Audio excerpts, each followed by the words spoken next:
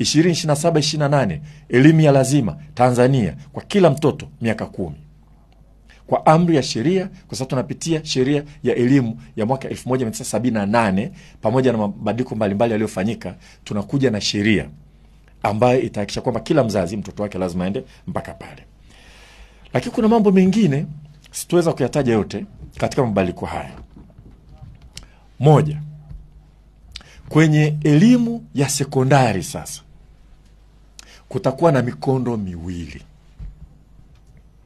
Ya mtoto akishamaliza darasa la 6, hata sasa hivi tumeshaanza kutekeleza, lakini tutaona mtoto atasoma la kwanza, la pili, la tatu, la 4, la 5, la 6.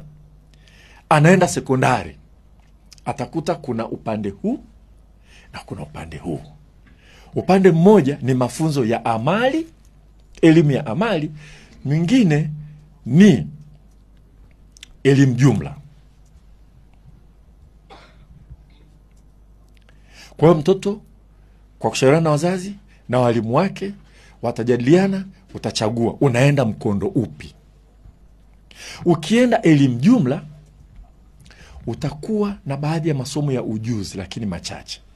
Masomo mengi yatakuwa ni yale ya nadharia, unajifunza, unasoma.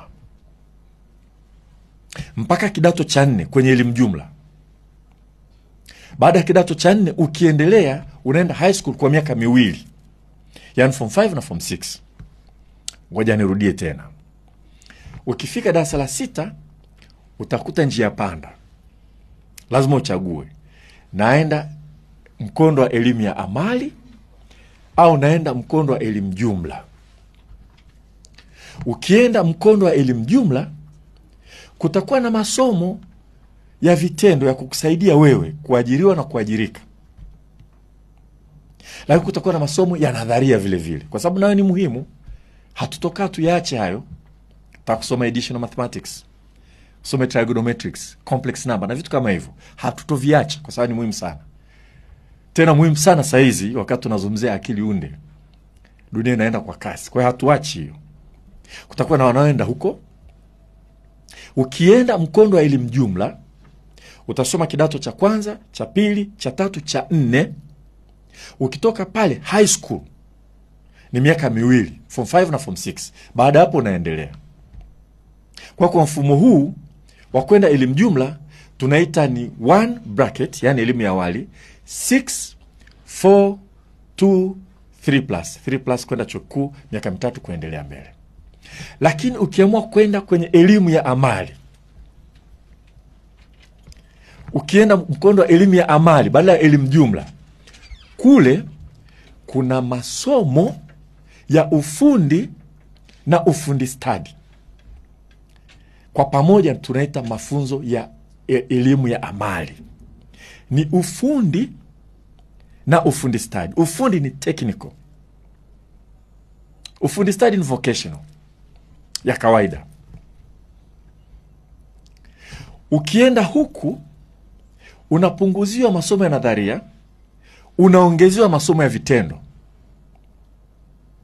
Kama ni ufundi, kama ilivyokuwa Ifunda Technical Secondary School au Tanga Technical Secondary School au Moshi Technical Secondary School au Bwiro Technical Secondary School. Kama umeamua kuchukua amali aina ya ufundi, na kule lazima uwe mzuri kweli kweli kwenye hisabati na kwenye sayansi, mzuri kweli kweli. Ukienda mafunzo ya amali aina ya ufundi, ukitoka kule form 4 una cheti kizuri kinachokuandaa tayari kwenda polytechnics. Utakuwa umejifunza mambo ya electrical, umejifunza building, construction na kila kitu. Kwa kuna dozi nzito kidogo pale ya kusoma. Na ukimaliza form 4 unapata cheti sio cha Baraza la Mitihani Tanzania tu. Unapata pia cheti kinachotolewa na NACTIVATE, ambalo ni baraza linalosimamia mafunzo ya elimu ya ufundi na ufundi stadi. Watu wengi wanaita cheti cha VETA, lakini actually ni cheti cha NACTIVATE. Na hicho ni cheti cha hali ya juu kama umesoma amali ufundi. Ukimaliza pale, ukiingia mtaani kazi tayari.